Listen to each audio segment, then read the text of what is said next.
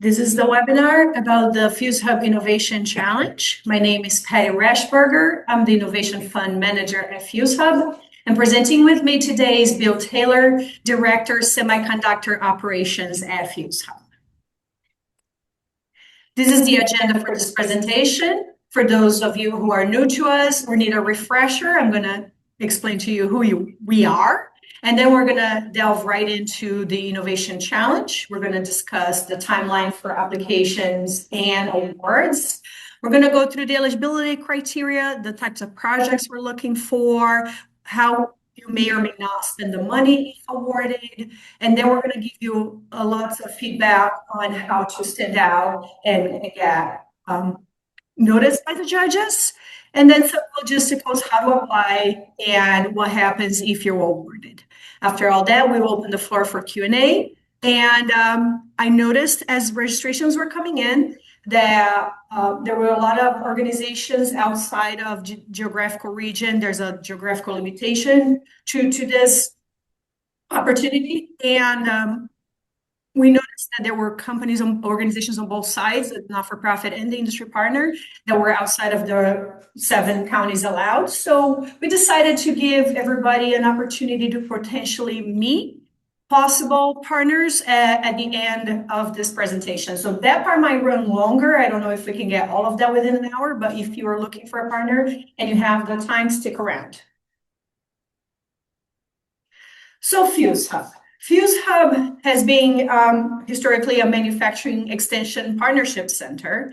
At the federal level, NIST, the National Institute for Standards and Technology, manages the manufacturing extension partnership. And as part of that, there is a lot of funding that gets spread through all 50 US states. And then each state administers their own program based on the federal standards. And in New York State, that money from NIST comes through the Empire State Development Corporation that then adds a match.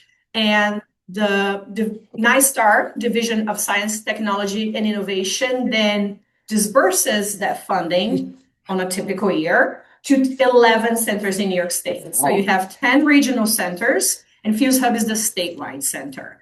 The regional centers typically give a lot of direct services to manufacturers and technology companies. And at Fuse Hub, we have a few other programs. We don't do direct services like engineering or consulting, but you see the 4 main programs that we offer at Fuse Hub. The first program is the Solutions Program, which we loosely describe as technical matchmaking. So if you are in search of an engineering, a consultant, some testing facilities, expertise of any kind, we don't have that in-house, but we specialize in knowing who in New York State offers those expertise and services and resources, and we match you with them on a one-on-one basis. Certainly, some of you could be able to find those resources on your own, but we have a vast network. We can tailor it to your specific needs. So, and all of our services in that regard are free of charge. Now, the organization we connect you with may charge. So, for example, if you're looking for a contract manufacturer, typically they'll have costs, but our matching doesn't have any. And then we'll continue to work with you until you find a partner to solve your technical issues. The second main program at Fuse Hub is the Jeff Lawrence Innovation Fund. That's the program that funds the Innovation Challenge. So I'm going to delve a little deeper into the Innovation Fund in a minute. Then we do events and training throughout the year. On a typical year, we'll have some kind of event every month. Some of our main events are the Vitality in the Valley, which happens in Herkimer every June, and it's for food and ag companies. And our biggest event of the year is the New York State Innovation Summit at the end of October. In 2026, the Innovation Summit will be in Buffalo, New York, I believe October 30 and 31st. It could be the 29th and 30th, I meant to look.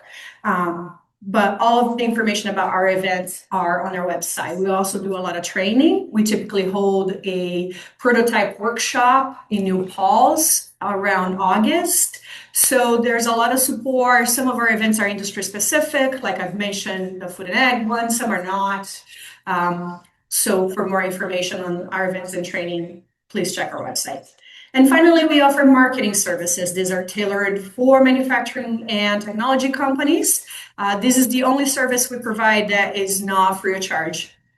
We do have a 30-minute free assessment that is free of charge, but then we have specialized tailored marketing services that are available to you at any point. Now, all of this is on a typical year, right? So NIST, being a federal organization, was not safe from all the recent federal level changes to programs. And as part of that, our funding was affected. And so we have experienced funding delays.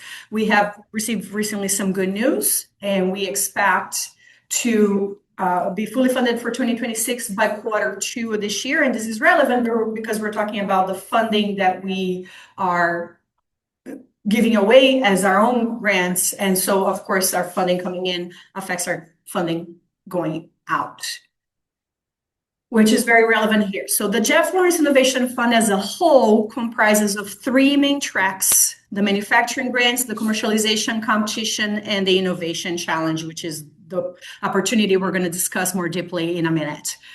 The manufacturing grants is by far our broadest, most all-encompassing grant program.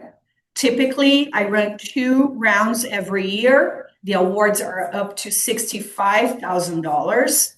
Like the Innovation Challenge, the manufacturing grants require a partnership between a not-for-profit organization and an industry partner. So there's some level of tech or expertise transfer required. There's got to be synergy between the companies working together. And I'm going to talk more about what we're looking for in that synergy when I delve into the Innovation Challenge specifically. But other than that, it's industry agnostic. It's stage of development agnostic for both the company itself and the product or technology you're trying to develop. So like I said, it's the broadest, like almost everybody is eligible for the manufacturing grants.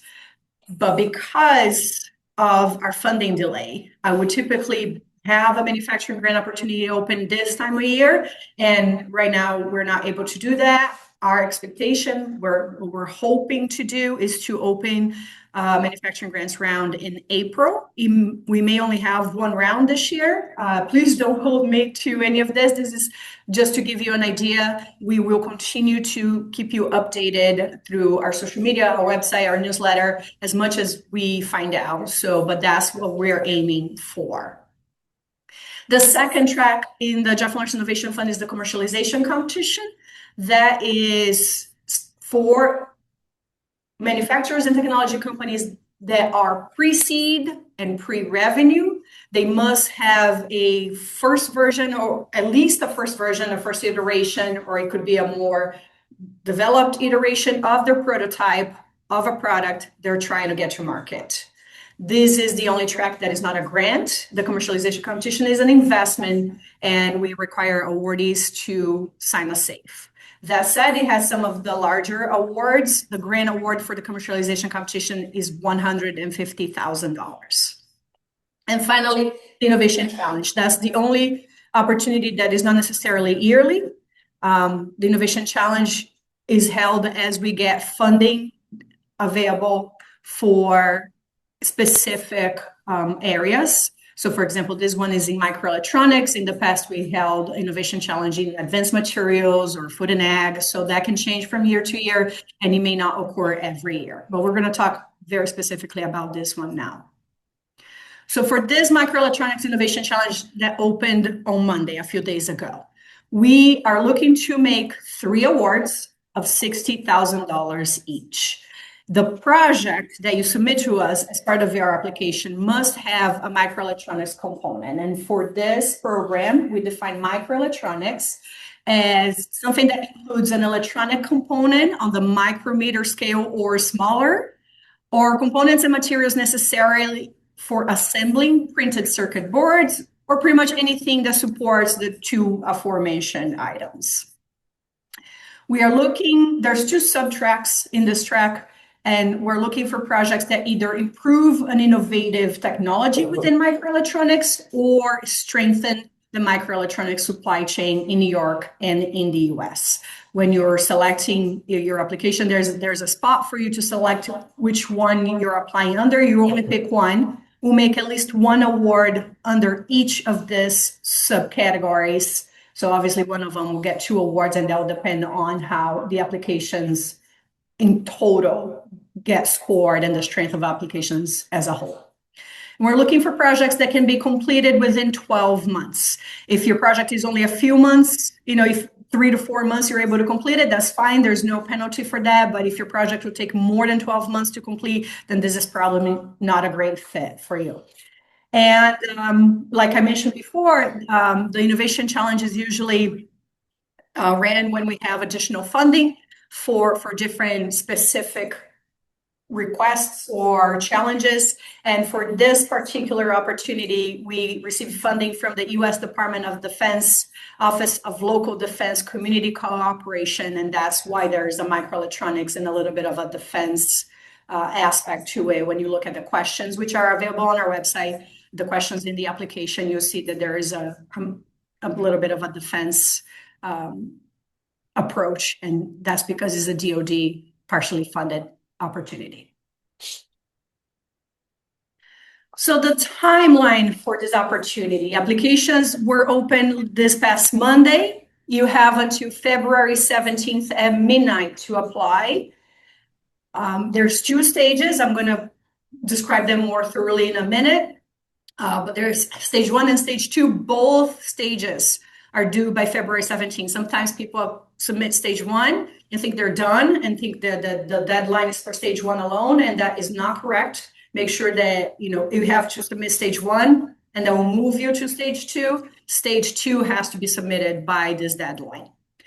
Then all the applications go through internal reviews, scoring, deliberation, all of the selection processes internally, and we expect to announce the 3 awardees by the end of April.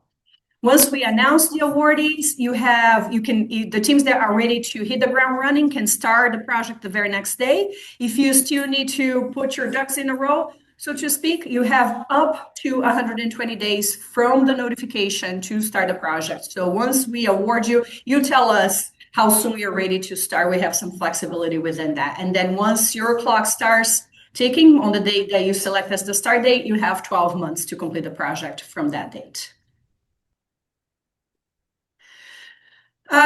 Who can apply for the Innovation Challenge? We require partnership between a not-for-profit organization and an industry partner. The not-for-profit organization can be any bona fide New York State-based not-for-profit. That includes universities, our sister MEP centers. There's 2 centers within the regions that we're focusing on, and I'm going to talk about that in a second. Incubators, accelerators, a not-for-profit contract manufacturer that makes sense to partner with. We've had applications from co-ops. Any not-for-profit is eligible to apply. Government agencies are not eligible to apply, even though they're not-for-profit. If they are a government agency, they're not eligible. So some IDAs are private not-for-profits, they're okay. Some IDAs are government agencies, right? So there's a nuance there, and if in doubt, you can certainly reach out and we can discuss. The industry partner is any New York State-based organization that has less than 500 employees worldwide. If you're a subsidiary of a larger organization, the larger organization must fulfill our requirements as well. They don't have to, the parent company doesn't necessarily have to be New York State based, but no more than 500 employees total, including the parent company. The company applying needs to have a Dun & Bradstreet account that includes a valid NAICS code. NAICS codes, for those of you who are not familiar with it, is basically a self-assessed code. There's a list of it on the internet, online. Basically, if you're a manufacturer, there's a code that relates to what you are building. There's some additional NAICS codes that we accept, some engineering services, some other services. There are some software. We're going to talk about software projects in a minute as well. And if you are completely unfamiliar with everything I just described, we can help you get all that. So if you are a technology manufacturing company in New York State and you don't have any of these requirements, we'll help you get them, and that shouldn't stop you from applying. And if you have more questions on that, we can talk about that in Q&A. So at least one of the two organizations, either the not-for-profit or the industry partner, must be located in one of the 7 counties listed here: Cayuga, Cortland, Herkimer, Madison, Oneida, Onondaga, and Oswego. We just added Herkimer this week. That was not in the original material. So if you've seen this list before and it looks a little different, we added Herkimer. These are some of underserved counties in New York State that were identified as ideal for this particular opportunity. Within those counties, there are 2 MEP centers. I think I've already mentioned them, TDO and AIM, and I think they are in the call as well. So we have an opportunity to talk with them if you're looking for a not-for-profit. And each organization can only be part of one application. So the not-for-profit can only submit one application, and the industry partner can only be the industry partner in one application.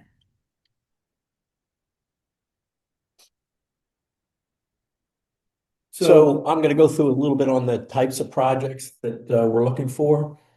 First off would be adoption of a new technology that you'd want to enhance a current process or product.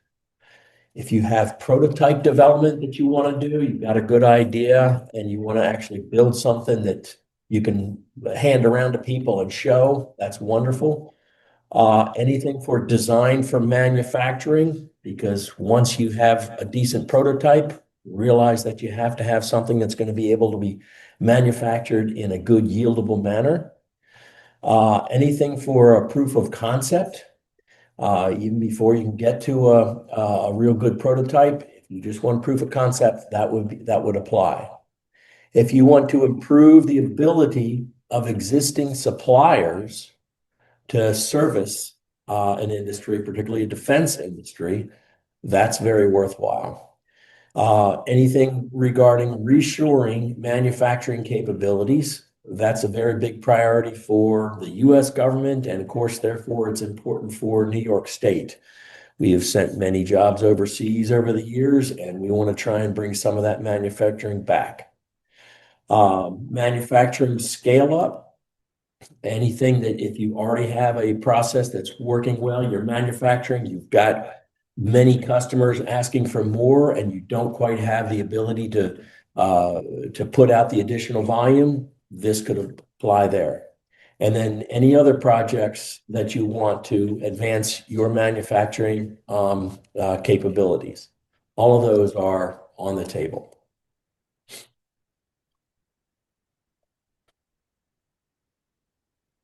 All right, so what can you spend the money in if you're awarded? Pretty much anything that is a direct cost to the project, to developing the technology. So materials, supplies, tools, tooling, any direct labor, engineering, design, testing, validating, all of that. Travel, as long as it's project related, so travel must be justified. If you're going to meet with potential customers, with an expert, you may include some event attendance as long as you have a specific agenda to achieve for attending the event. So, if you're just going to set a booth somewhere or just walk around without specific goals listed, we might push back on that. But if you want to attend an event to meet with a specific expert or a number or watch a panel or share your technology in an event to get feedback, then those are travel costs that are allowed. So personnel is where there's a split. No executive salaries are allowed. So founders, CEO, C-suite, president, executive directors, everybody in leadership, those costs are not eligible for reimbursement. Often, particularly for an opportunity like this one, the industry partner, if you're a startup, the founder is also the expert and will do direct work towards developing the technology. We get all that, but it's a requirement of our own funding that we may not fund the executives. So if you're doing direct work and you are an executive in the company, then your time is not eligible for reimbursement. But if you hire somebody to do that or to help, then those are eligible costs. Any other direct costs not foreseen on this list that can be directly applied towards developing the technology are also eligible. Things that we do not reimburse for. This particular track does not allow us to pay for equipment. So anything above $5,000 that is a long-term piece of equipment is not eligible for reimbursement, although it can be part of the project. And if you have alternative funding to pay for that, and then you use this award to pay for other parts of the project, certainly include that in your budget in a separate column that shows that you're investing in the project that way, but we will not reimburse for those costs. Anything that can be considered overhead, administrative, professional costs, no lawyers, accountants, no project management time, none of those are reimbursable. Any capital improvements, I've been getting more requests for those lately. Those are not eligible costs. Anything that is direct, rent, utilities, non-project specific personnel costs. So that's kind of included in the overhead, right? As I mentioned before, executive salaries for both organizations, either the not-for-profit or the industry partner, are not eligible costs, and any marketing and business development are not included either. So in order to stand out and make sure that your proposal gets good attention, it's important that you do several things. One, make a very clear statement of the current state of your art. Don't assume we understand exactly where your manufacturing capabilities are. Be clear about where you are, where you're heading, and how this project is going to enable your progress, right? If you have a long-term goal and this project's going to do component A of 3 components to get you there, that's fine. We can see where we're going to be contributing there. But just be very clear about where you are now and where you're going. Give very realistic estimates of what your capabilities are, and therefore that will give confidence that the milestones that you're putting out there are realistically achievable. And finally, there's nothing that doesn't have any that has no risks.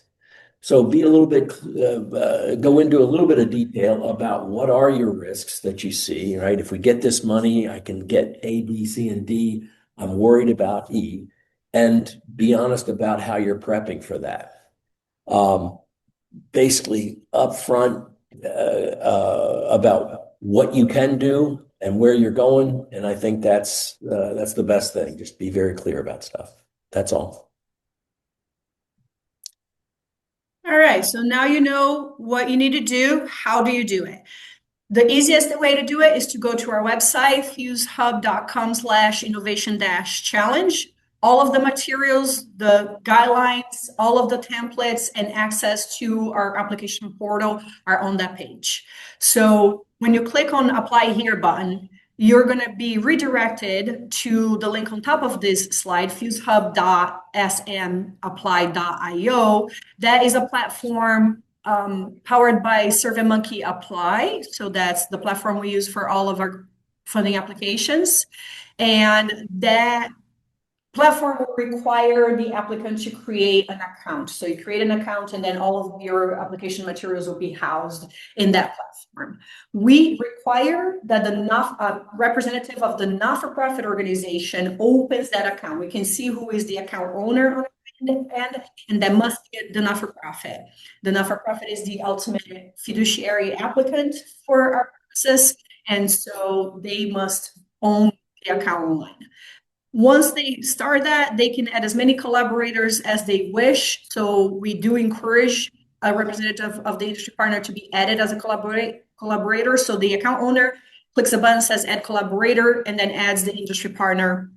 That way, by using their email address, you can add as many collaborators as you wish. So then within the team, you can add whoever needs access to the application. All of the collaborators will have access to all of the application materials, although the owner can control who has editing and who has viewing only access, but only the account owner can ultimately submit the application, and that's why we require this ownership. So on February 17th, that not-for-profit representative, or by February 17th, that not-for-profit representative needs to click the button that says submit. Once you start the application, you're going to fill stage 1, which is just mainly contact information so that we can check that everybody is who they say they are and that they're eligible. So there is a not-for-profit, there is an industry partner, everybody's in New York State, at least one of them are located within the 7 counties required, that there's a Dun and Bradstreet account with a NAICS code, all of the good stuff. And then once you pass all that, we'll manually move you to stage 2, where you get a notification that you've been moved to stage 2. Stage 2 is the stage that actually has the application itself. So on stage 2 is the questionnaire with all the technical questions that make the bulk of your application. There is a spot for you to upload the project budget. You must use our template, download it from our website. It's an Microsoft Excel template. So download that, fill it up, and upload it. That's where you pay the $55 application fee. And then there's a PR form. And I highlight the PR form because once we make the awards, we will announce them, and we work with a PR house to try to get some media buy-in into the story and promote your story and your technology and your products. And notoriously, and I don't mean to pick on you guys, but microelectronics background is very technical, and people tend to write the PR form from a very technical standpoint. So keep all your technical stuff for the questionnaire, use it all there. On the PR form, I want to see conversational. What's the practical application of this technology? Why should the general public care about it? Use, like one of the projects we awarded last year, use the word sphere, and I don't mean to pick on them, I love them, but use the word ball instead of sphere. That's what I'm looking for in the PR form only, because that is for the public. What you write in the PR form will be disclosed to the public. And we want the story to generate some traffic. We want the media to be interested and excited about it. So please try to write that particular description from that standpoint. And it has to stand alone. I know that you feel repetitive, but please do repeat what the technology is in the PR form, but just in a much simpler form.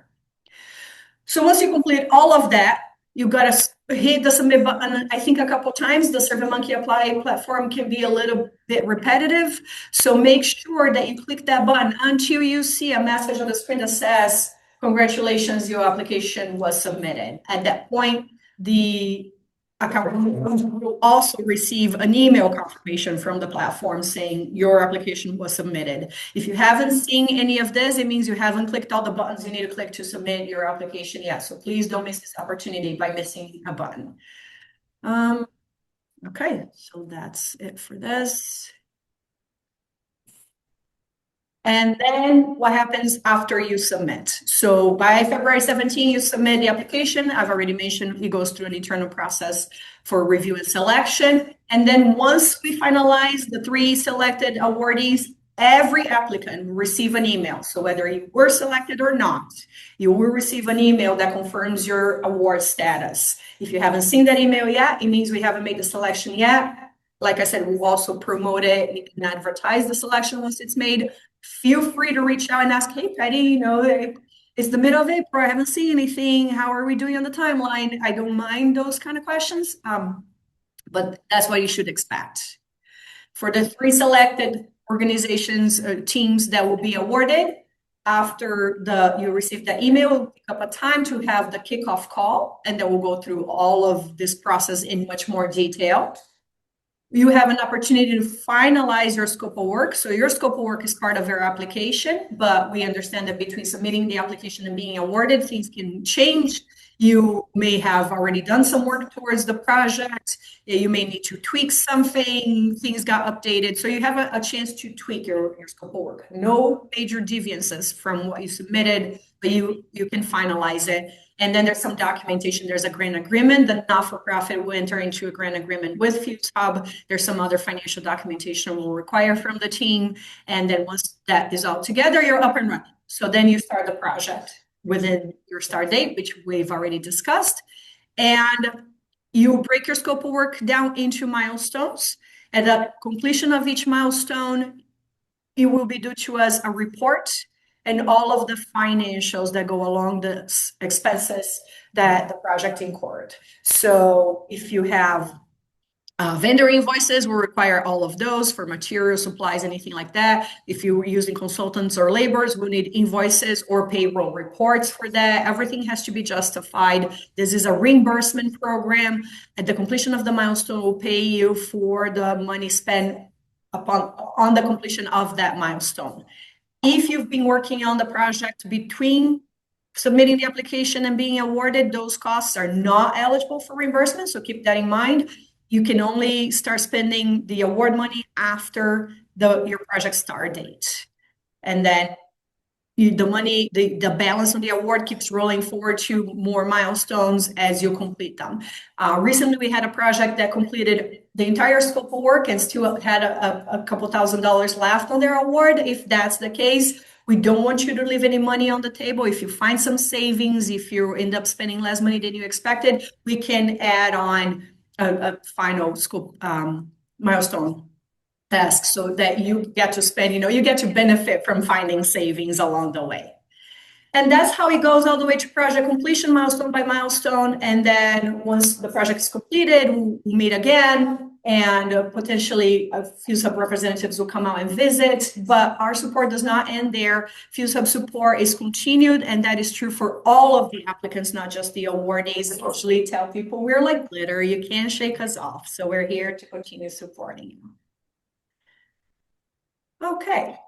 So that's all I had, and now I'm going to open the floor for questions. I know a couple questions came in already, and we've been answering them directly. I did want to touch base. So one question that came in was, does the getting product certified, FCC, UL, etc., is an eligible cost? Yes, it is. Okay. Are there any networking opportunities for small businesses to match and team up with not-for-profit in those 7 counties? So once we're done with Q&A, I'm going to open the floor, and we'll give you an opportunity to meet with whoever is here. Unfortunately, we do not have bandwidth to coordinate that kind of matchmaking outside of this call, so I cannot promise that we can help outside of here, but certainly we'll do what we can. Are there any other questions? No. Okay. So I'll stop sharing. And how to find not-for-profits that make sense to partner with? That is a fantastic question, Andrew. We typically don't get involved in trying to find partners for our funding. There are hundreds of thousands of not-for-profits in New York State. That said, this is a very niche program. This particular opportunity is very niche, and the geographical limitation certainly adds another level of difficulty. So I know that a lot of not-for-profits are in this call, eager to look for partners. A lot of them have reached out. I don't know if I can look, and potentially I'm thinking maybe I can create a Google spreadsheet for whoever is interested, that maybe we can put some possible organizations listed there, and then, but it's up to you guys to find. Oh, I didn't actually explain very much about what we're looking for in the partnership. So it has to be synergy, right? Why do we require a not-for-profit and an industry partner? There has to be a reason why you're working together. So at inception, when the program started, and it was the manufacturing grants first, what we're looking for was very tech transfery, right? But the program has evolved significantly. So we look at any expertise, and that's, it's easier when you think of like incubators and accelerators. They may not be giving the industry partner direct technical assistance necessarily, but they may have be helping with business development. Even though business development costs are not eligible, that still, if it makes sense that their organization is supporting the industry partner in any way, that's the point I'm trying to make. It can be a business way. You got to make sense while you're working together. Again, this particular opportunity will probably be a better fit if the match is at the technical level. It probably make for a stronger application, but I don't want to discourage anybody from applying based on that. Does the nonprofit have to play a specific role other than fiscal sponsor? You're the fiduciary. The nonprofit is the fiduciary. So you're in charge of making sure that everything is happening the way it's planned. When, ultimately the nonprofit, yes, the fiscal sponsor, so you're going to give us the invoices and make sure that we receive the reports and help us administer the project from a higher level, make sure that things are happening on time and all that. Other than that, we don't have a specific requirement, and in your application, we do hope to see more than just fiscal sponsorship. We hope to see some kind of direct um, contribution towards the project. And we like to see partnerships where both organizations are benefiting from the partnership. Would a collaborative R&D program with a SUNY college meet the basic eligibility requirements? Typically, yes. Google spreadsheet would be great. Okay, well, thank you for the feedback. I'll look into creating something and sharing with all of the registered attendants. We are a small team in Buffalo that are already making rephrased clean and natural. We're a very small team in Buffalo building great products, but we're stretched thin and could really use help making the right connections. If you're looking for technical connections, then I would refer you to our solutions program. And the best way to connect with our solutions program is to go on our website, fusehub.com. Right at the top, real big, there's a button that says speak to an expert. You click on the button, you get sent to a short form, and you give us your contact information, what is it that you do, and what you're looking for help with. And you submit that, and our solutions program will contact you, set up a Zoom call, 101, 30 minutes of a full assessment so that we can fully understand where you are, what you need, and help you find the answers to your hurdles.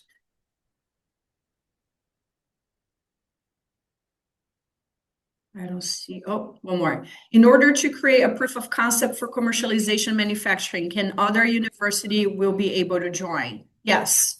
So you can, I'm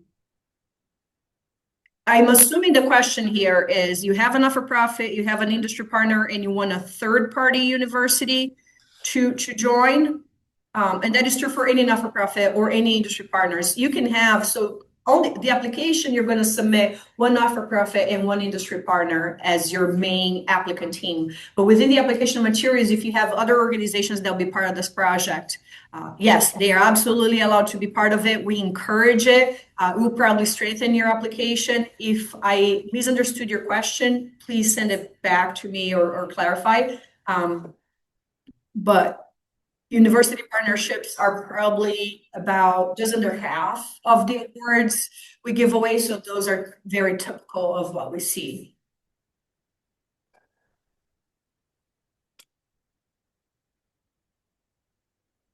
I don't see any more questions coming in. Patty, if working with the university counts as the not-for-profit, is it the entire university? If I'm working with one group at University of Albany, does that mean all of University of Albany is now off limits for any of the other groups, or is it just that group cannot participate in multiple? Great question. Thank you, Bill. We allow up to 3 applications per university, per SUNY university specifically, as long as they come from distinct departments. So each department, so in this case, right, if SUNY Albany were to submit an application, that particular department can submit 1, but 2 other departments could submit 2 more applications. Any other questions? Okay, so we have time. Rick, is there a way to open the floor so that people can mingle? Not that I know of. Uh-oh. It was a last minute decision based on the registrations. It was not something we meant to do. Okay, so what I'm gonna do then, I'm gonna do the Google spreadsheet, all right?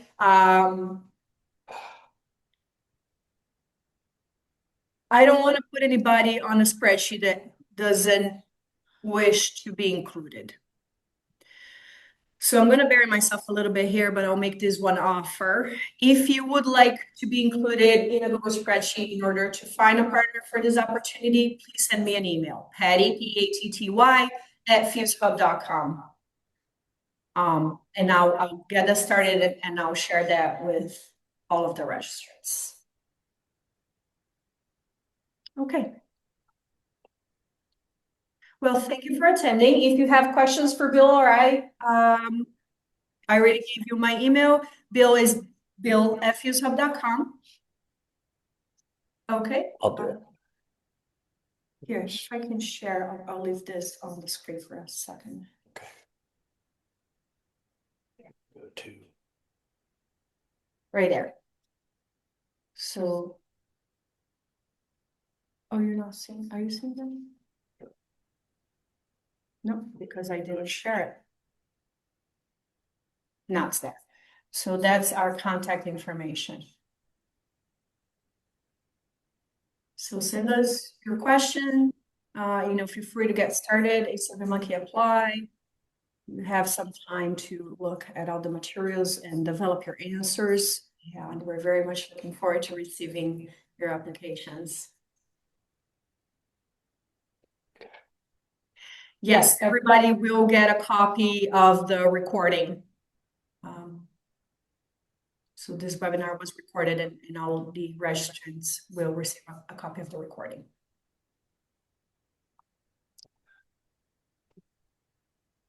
All right, well, thank you very much. You got some of your morning back, and I'll see you next time. Thank you.